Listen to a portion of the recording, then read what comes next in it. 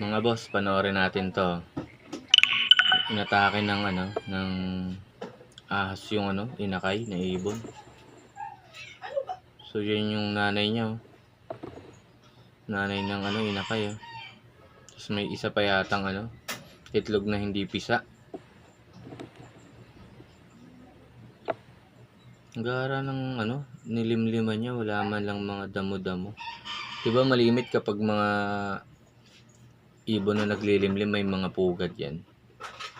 Ayan, oh, inatake na siya ng ahas, oh. Kawawa naman yung inakay.